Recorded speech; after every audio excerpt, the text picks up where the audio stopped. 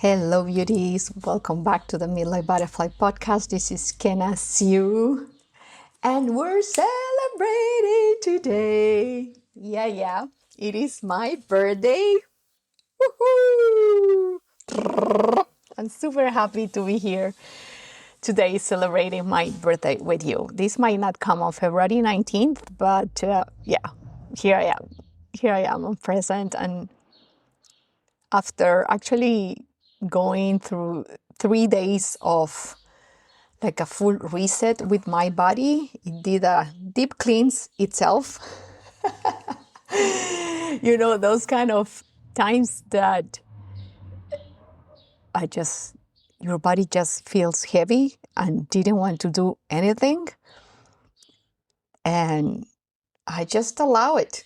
I guess, I didn't have any other option. Because sometimes when I felt a bit hungry, I will eat a bit, but then, go to the washroom and my stomach was empty again. And I don't know, it was just, there's a lot of stuff going on this very specific week, either if we might understand it or not. We are all connected to nature, the universe, the planets. and here we are. And I mean, it's not that I'm blaming it. I just know I'm also like a part of it. And so I just welcome it, go with the flow, because it's sickness that I didn't expect it. Well, I guess we never do. But I mean, it's a week of birthdays here at home. My siblings, they had their birthday on the 17th. And so luckily that day I felt a bit better, even though the day before and the day after I felt like crap. But here I am today. Even my mom told me, "Oh, you are laughing again." And I was like, "Oh shit, that's true." I felt so bad that I didn't even laugh. And that's one of my favorite things to do. So here we are. And another favorite thing is love. Love. And while I was thinking, like, what am I want to talk about this podcast? Because it's going, celebration and stuff. But I was like, I would like to share, because I like to reflect back on my year, in my experiences. And I was thinking, why not talking about love? And it's not going to be only my past year, because I will have to give you some reference to what had happened before, because it's very interesting and beautiful and expansive the way I have experienced love in the past years. It keeps evolving and is getting more pleasurable and more exciting and more expansive, even though when sometimes, there's pain. But it's just great. What can I say? It's just fucking great. Because, love is challenging. It is. And I think it's just part of it. Otherwise, if we will only feel love and not the little nuances here and there, then we will not know what love is. And I still don't know exactly. And I don't know if I will ever figure it out. And I don't care. I'm experiencing it. And that's what counts. And again, like I mentioned before, the way it has transformed, it has been so beautiful and fulfilling. And one of my mantras is, I'm the most loving person in the room. And then I was thinking about this just before, when I was getting ready, doing my hair and stuff after the shower. And that thought came, and I was like, yeah, I'm the most loving person in the room. And then another thought came, and I was like, yeah, you're the only one in the room. And then the answer to that was, yeah, but I could be the most miserable person in the room too. And I'm not choosing that. I am choosing to be the most loving person in the room. It doesn't matter if there's someone else in the room or not. That's it. That's all. So, talking about love, I have experienced a couple of different methodologies, or how do you call it? What's the word for these? I don't know. Anyway, the first one is yoga itself. Back in 2017, I did a professional training in yoga, which is based on science, in case you didn't know. And here in our culture, in the Occident, we usually know that yoga is just asanas, right? It's just postures. And let me tell you that it's much more than that. And I don't want to extend much, first because I don't know how to explain it.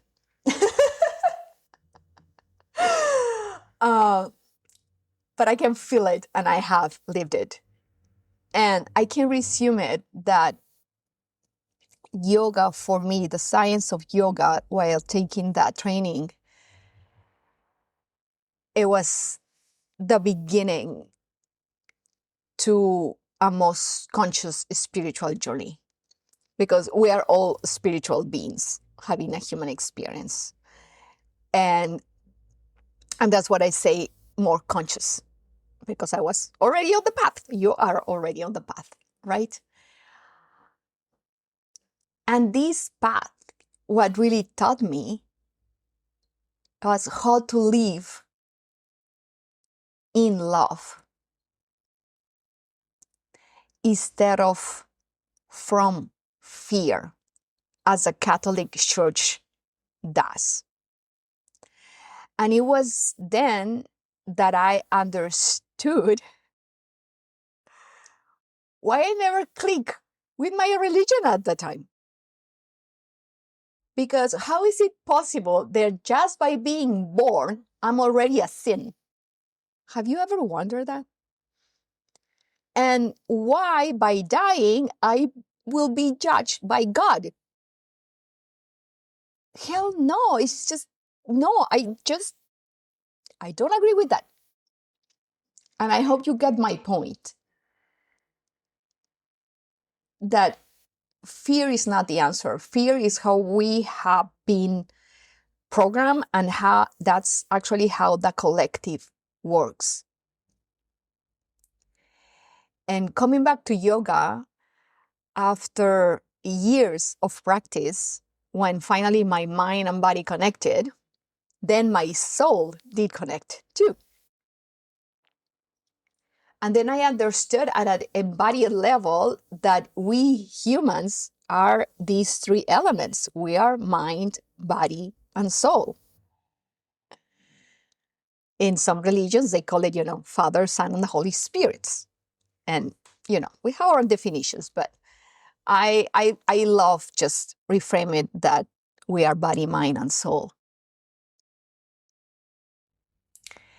And once we connect, or better said, once we remember that connection with that spirit within us, as a connection of GUS, which is, the acronym that I use for God, universe, source, whatever you want to call it. When that connection gets stronger, life can shift in a marvelous way. Because it's when I discovered that I was the creator of my life, that I am a co-creator with Gus of this human experience. And at the end, this science of yoga, the aim of it, the path of it is love.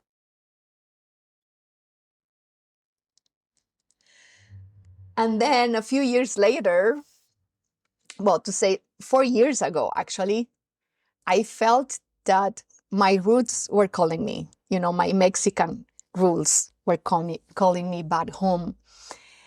And then suddenly, in Quebec, the moon dance from the Mexicas found me.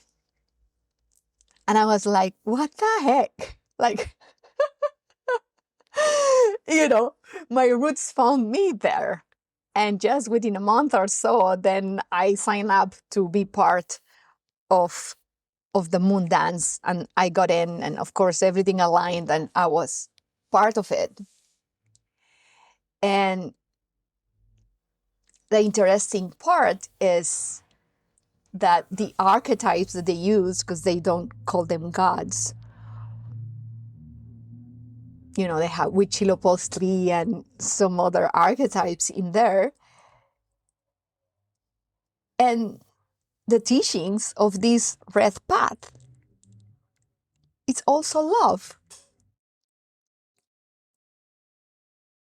And it was so beautiful to, after having, the very first retreat for 5-6 days and not understanding a lot of stuff of what was going on while we were dancing under the moon for 4 nights, and all the shapes that we were doing and all that beautiful dance, that again, at that very moment, I didn't understand much, but I was like, if I'm here, I'm for a reason.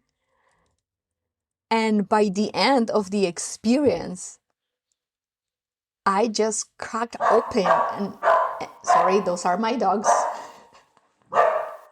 And I don't want to cut these off, so I'm just going to leave them on the back.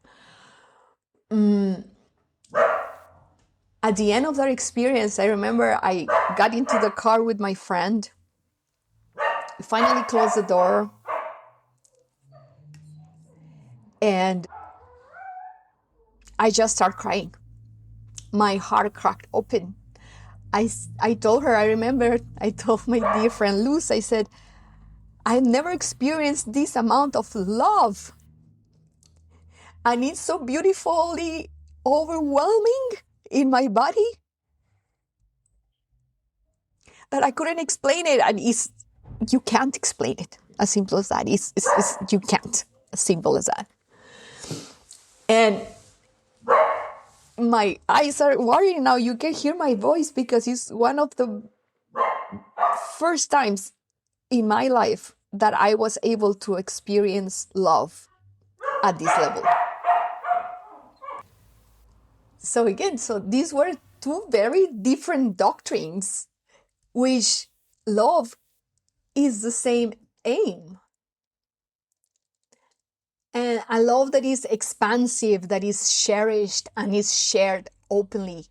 A kind of love that doesn't resume into a romantic love only. It's love for everything and nothing. For all beings, animals, nature, humans, and of course, self-love, which is something that religion didn't teach me. And last year, when the school of llena de vida, meaning full of life, found me, I started with a 7-day worldwide meditation with neuroepigenetic breathing. And that was like also, poof, I was like, I want in. And I said I want in because they offer a certification right after, and I took it. And what I love about the philosophy of the teacher, Sajiva, is about connecting sex, love, and consciousness. meaning, the uterus or the prostate, the heart, and the mind. Because a lot of people, they talk a lot about mind-body coherence, but something was missing. At least for me, something was missing. And it makes so much sense when I realized, yeah, it is sex. It is sex because sex is within me. I have my parts in there, but it's also that sexual energy that comes with it. And because of the taboo of talking about sex and pleasure at home, that bless programming, I just didn't felt whole and complete, because seriously, this part for me, it was missing. And the thing is, from my side, I used to relate pleasure only to sex. And oh my God, I hope you have already discovered this for you. If not, I'm just telling you. We can find pleasure in so many fucking things, in so many mundane things. If we are very present and if we choose to see the beauty of life, every moment can be pleasurable. At least for me. And neuroepigenetic breathing, which is based on science too, it opened the door to infinite love. That connection with all there is, and a love that is pure, that is calm, and is intense sometimes. And with this system, which actually helps to embody that love, to be love. Because with the different active meditations that we did over there, we were, balancing the different centers or chakras. We were regulating the nervous system. We were reprogramming the mind and every cell. There was a lot of releasing of trauma and memories, and not only from this life of mine, but, my ancestors and the collective. It is amazing how much crap we carry that we don't know is in our bodies. And that connection back to a deeper level with nature, with Mama Gaia, and with Source itself. We are infinite. You are infinite. We live in a limited body, but with infinite possibilities. Because in case you didn't know, existence wants to experience life through you. And if existence wants to experience itself, it means that there's no limit. The limits we think we have, they are only in our minds. So what about reprogramming? Not only the mind, reprogramming the body. That's what neuroepigenetic breathing does. It's really embodying that source of love that you are. And this is the best thing that I have experienced ever. It's ever, like truly. Every time we had practice for the certification, we would just finish in such an awe and crying of such pleasure of feeling this infinite love that we are, and we don't know we have it. And that's what I wanted to share my love with you today, with these words. and to tell you a little bit of my story of how the evolution of love has been in my life. And of course, there has been losses through that time, of romantic losses, of my father, of friendships. There have been wins of new friendships and collaborations and clients and romantic encounters as well. And at this moment, it's just about allowing that love, allowing myself to give that love with a heart open, because I'm not willing to close it anymore. Whatever it is that I have to experience, I choose to leave my heart open. And this is also something that I really got to experiment this last year, because I met someone and I knew that relationship was going nowhere, and I allow myself to love this person and to love him truly and deeply. And it was very interesting to see the different, like emotions and sensations and things that happen, and more like noticing like my behavior and things that I was saying or I was not saying. And then at one point I was like, okay, it's not only my voice who wants to express, it was also like my body. It has been such a interesting and wonderful experience, and to know that I choose to love just because I choose to, because I want to, and it doesn't matter if I don't receive it back, even though it feels freaking fantastic, of course, when someone loves you back.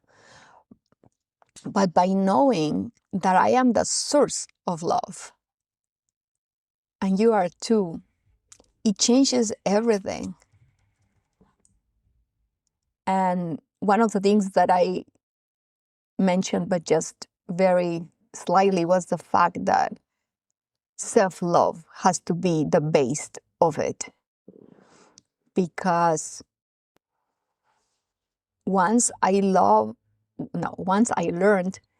to love myself fully and truly, with my light and my shadows and flaws and virtues and whatever else, and accept myself as I am, that's how I kind of took the responsibility for that love that I used to ask or crave to other people. And since then, my relationships have improved, because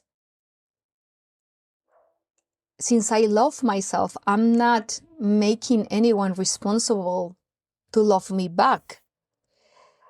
And even though, when, of course, I desire to be loved back, many times, and probably this happened to you, is the fact that we think people don't love us enough or whatever, but it's more about the fact that we are going to love others according to the capacity that we have.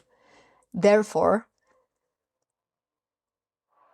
imagine at this point if I would expect people to love me back at the level of expansion that I can feel my heart, my love, and my energy. No. I would be miserable, if I can say it that way. So it's so cool, the fact that I love myself so much, and that I can then allow others to love me just the way they can and they want if they choose to, because other people will not choose to. You know, it's okay, because the love that I feel as the creator of it, then I just get to share it every time I want. And even I can share it with people that I don't want them to be close to me anymore too. So again, I keep choosing. And sometimes I also can be aware and say, okay, yeah, no, this time is just be aware of probably a situation or something that it might hurt me, because of course my ego is gonna take care of me. She's still there, not going anywhere. It's more tamed, but that's about it.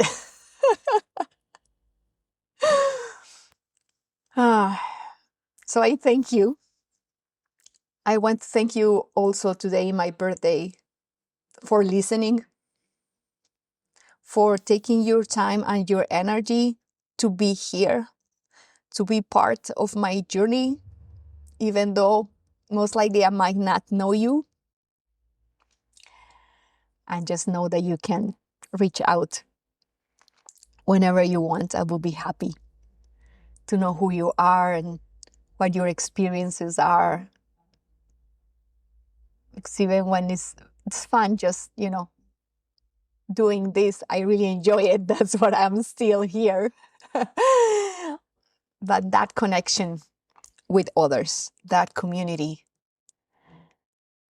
that love that I have here to share, and if it's possible to share through a message, through an email, to a whatever, or if it's possible at one point in person, I'm in for it. I'm in to keep sharing this love, and I send it to you with great honor, satisfaction, and pleasure. Thank you for being here. I love you. Thank you for tuning into Midlife Butterfly. I hope this episode empowered you in some way. Share the love by hitting follow wherever you're listening, and leave a review if you feel inspired. I also love to connect with you. Come say hi on Instagram at Midlife Butterfly. I love to know you. Until next time, keep spreading those wings and live in joy, growth, and pleasure.